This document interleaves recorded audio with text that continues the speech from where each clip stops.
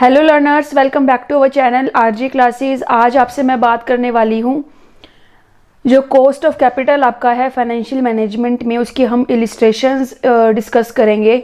Already मैंने business finance की playlist बनाई हुई है जिसमें मैंने आपको सारा कंप्लीट चैप्टर एक तरीके से ओवरव्यू कराया हुआ है, यानी मैंने मोदिग्लानी मिलर अप्रोच तक सारा कंप्लीट करा दिया है। लेकिन अब जो मैंने ये सीरीज स्टार्ट करी है इसमें आपसे मैं इलिस्ट्रेशन डिस्कस करूँगी, थियोरी सारी आपको मैं करा चुकी हूँ। ठीक है, तो अब सबसे पहले मैं आपको थोड़ा सा ओवरव्यू दे देती हूँ कॉस्ट ऑफ कैपिटल क्या होती है। जो कॉस्ट ऑफ कैपिटल होती है इसका मतलब होता है कि जब फर्म किसी भी सोर्स से जब फंड रेज करती है तो उस फंड को रेज करने के लिए जो फर्म को कॉस्ट देनी पड़ती है उसे बोला जाता है कॉस्ट ऑफ कैपिटल।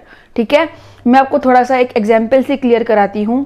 जब कंपनी शेयर इशू करती है और जब कंपनी शेयर इशू करके पैसा लेती है तो कंपनी बदले में अपने शेयर होल्डर्स को डिविडेंड पे करती है, तो वो जो डिविडेंड है कंपनी के लिए कॉस्ट का काम करती है। So that is cost of capital. अगर इसी तरीके से जो कंपनी है वो डिबेंचर्स के थ्रू पैसा रेज करती है या वो किसी तरह का डेप्ट ले रही है, तो जब कंपनी इंटरेस्ट पे करेगी उस डेप्ट के बदले, तो वो जो डेप्ट है वो कंपनी की कॉस्ट का काम करती है। ठीक है, और जिसको वो मिल रहा है वो उसके लिए ऑब्वियस है इनकम है, और जो दे रहा है उसके लिए वो कॉस्ट है। तो सीधी सी बात सिर्फ यही है।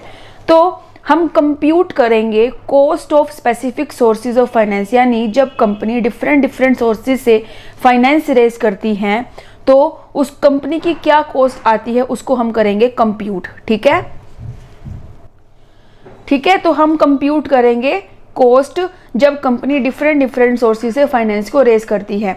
अगर कंपनी किसी तरह का डेप्ट ले रही है तो उसकी क्या कॉस्ट आएगी। अगर कंपनी प्रेफरेंशियल कैपिटल को इश्यू करके पैसा ले रही है तो क्या कॉस्ट आएगी। अगर कंपनी इक्विटी शेयर से पैसा यानी इक्विटी शेयर्स इश्यू करके पैसा ले रही है शेयर होल्डर से तो क्या कॉस्ट आएगी। और रिटेन्ड अर्निंग, अब देखिए जब रिटेन्ड अर्निंग का मतलब क्या होता है, प्रॉफिट का वो पोर्शन जो कंपनी शेयर होल्डर को एज ए डिविडेंड डिस्ट्रीब्यूट नहीं करती वो अपने पास रिटेन करके रख लेती है, उसे क्या बोला जाता है बच्चों, रिटेन अर्निंग बोला जाता है। अब आप सोच रहे होंगे कि मैम रिटेन अर्निंग की तो क्या कॉस्ट आएगी क्योंकि वो कंपनी खुद अपने पास रखती है। तो कहीं ना कहीं जब कंपनी रिटेन अर्निंग अपने पास रख रही है तो कंपनी उसको कहीं भी इन्वेस्ट नहीं कर रही। कंपनी उस रिटेन अर्निंग को रखने के लिए अपॉर्चुनिटी कॉस्ट को क्या करती है, कहीं ना कहीं अपॉर्चुनिटी कॉस्ट को वो कहीं ना कहीं लेकर चलती है साथ में। ठीक है, तो रिटेन अर्निंग की कॉस्ट क्या है, कैसे है, इसके बारे में मैंने पहले ही वीडियो बनाया हुआ है ओवरव्यू के अंदर, तो वहाँ पे जाके भी डिटेल में देख सकते हैं। तो आज हम बात करेंगे सबसे पहले कॉस्ट ऑफ डेप्ट के बारे में। ठीक है, तो कॉस्ट ऑफ डेप्ट में क्या कहती है, जो कंपनी है वे काफ़ी सारे तरीके से डेप्ट को रेज करती है। वो फंड्स को बोरो कर सकती है किसी भी फाइनेंशियल इंस्टीट्यूशन से, या लाइक बैंक्स हो गए या फिर डायरेक्टली पब्लिक से। ठीक है, या तो वो पब्लिक डिपॉजिट्स की फॉर्म में या फिर डिवेंचर्स की फॉर्म में एक स्पेसिफाइड पीरियड ऑफ टाइम के लिए और एक स्पेसिफाइड रेट ऑफ इंटरेस्ट के साथ वो पैसा रेज करती है कंपनी। ए डिबेंचर और बॉन्ड में भी इशूड, वो जो डिबेंचर्स होते हैं वो पार पर भी इशू किए जा सकते हैं, वो डिस्काउंट पर भी इशू किए जा सकते हैं, वो प्रीमियम पे भी इशू किए जा सकते हैं। पार का मतलब क्या है, अगर 10 रुपये का एक डिबेंचर है तो 10 रुपये में इशू कर देना। डिस्काउंट का मतलब क्या है, 10 रुपये वाला 9 रुपये में या 8 रुपये में, यानी जो फेस वैल्यू से कम रेट पर। और प्रीमियम का मतलब क्या होता है, जो फेस वैल्यू से ज़्यादा रेट पर। अगर 10 रुपये का कोई डिबेंचर है तो उसको 11 में, 12 में, 13 में, यानी मोर देन 10 रुपीज़, चाहे वो 11 रुपये का हो, 12 का हो, 13 का हो, 14 का हो, 15, किसी भी रेट का हो, लेकिन वो उस फेस वैल्यू से ज़्यादा होना चाहिए। जो कॉन्ट्रेक्चुअल रेट होता है इंटरेस्ट का, वही एक बेस का काम करता है किसी भी कॉस्ट को कैलकुलेट करने के लिए। डेप्ट आपकी इरिडीमेबल भी हो सकती है, रिडीमेबल भी हो सकती है। अब ये क्या चीज़ है, इरिडीमेबल का मतलब क्या होता है, जिसको कंपनी को पेमेंट करने की ज़रूरत नहीं होती। लेकिन रिडीमेबल का मतलब क्या होता है, कंपनी को एक सर्टेन पीरियड के बाद वो सारा पैसा रिडीम करना होता है। ठीक है, तो पहले हम बात करेंगे कॉस्ट ऑफ इरिडीमेबल या फिर परपेचुअल डेप्ट बिफोर टैक्स, यानी टैक्स से पहले हम उस इरिडीमेबल डेप्ट की कॉस्ट को कैसे कैलकुलेट करेंगे। इसका फॉर्मूला क्या है, यहाँ पर डीबी का मतलब है कॉस्ट ऑफ डेप्ट बिफोर टैक्स।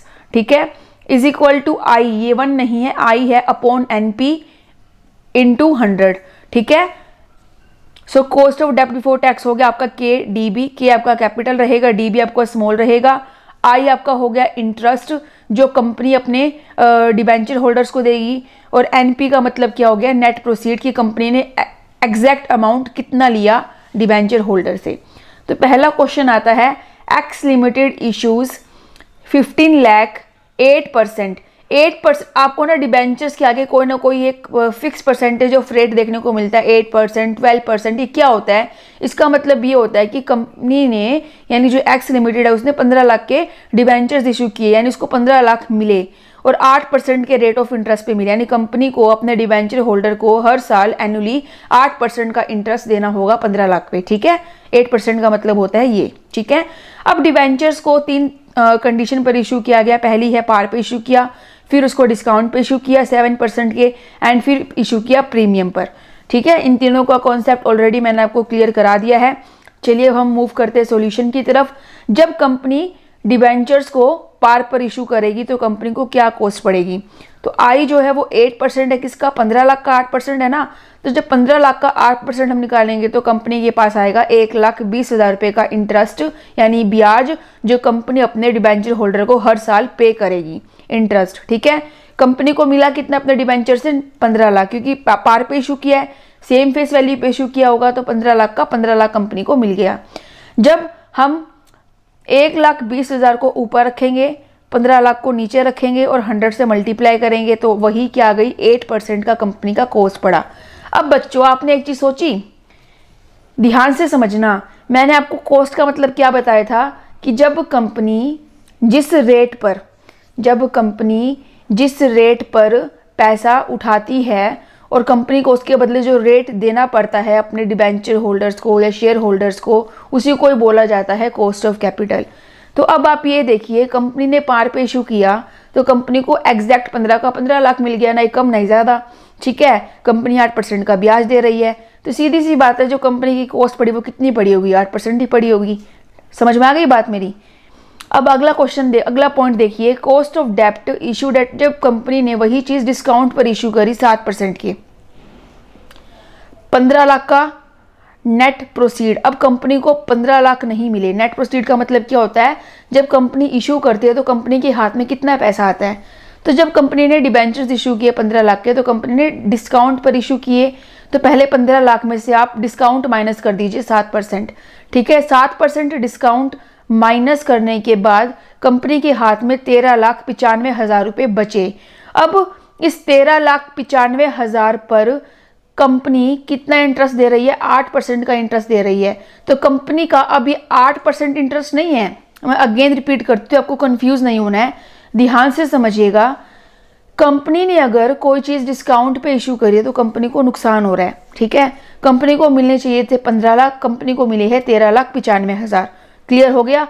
अब कंपनी इस 15 लाख पे 8% नहीं देगी इंटरेस्ट। ठीक है, अब कंपनी को 13,95,000 पे इंटरेस्ट देना होगा। अब वो इंटरेस्ट अमाउंट भी आपका इंक्रीज हो गया होगा। कैसे? अब आपको 1,20,000 तो रखना है ऊपर और 13,95,000 रखना है नीचे और मल्टीप्लाई कर देना है 100 से। यानी जब कंपनी के हाथ में जो पैसा आया वो 13,95,000 पैसा आया। अब कंपनी इस 13,95,000 पे 1,20,000 का ही इंटरेस्ट दे रही है, तो इसका मतलब अब कंपनी 8.6% का इंटरेस्ट दे रही है अपने डिबेंचर होल्डर्स को, तो कंपनी को महंगा पड़ गया। समझ में आई है बात मेरी? अब मैं आपको एक छोटा सा पॉइंट और बताती हूँ। आप खुद अपने आप से क्वेश्चन पूछिए, आपने किसी से 15 लाख रुपए लिए और आप 15 लाख पे 8% का ब्याज दे रहे हैं। ठीक है, तो आपको वो 1,20,000 का पड़ा, सीधी सी बात है। लेकिन वही अगर आप 15 लाख, आपके हाथ में पैसा तो आया 13,95,000 रुपये, आपके हाथ में पैसा आया 13,95,000 रुपये। ठीक है, लेकिन आप फिर भी उसको 1,20,000 रुपये दे रहे हैं।